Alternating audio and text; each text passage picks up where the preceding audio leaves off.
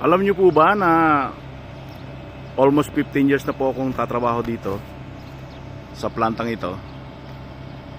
Noong panahong simula ako dito, siyempre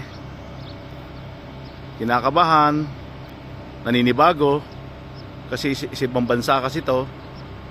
Pero ngayon, hindi na nyo hindi nyo akalain, naka 15 years na pala ako tatrabaho dito sa Saudi Arabia. Dito po umiikot ang aking pang-araw-araw trabaho sa planta.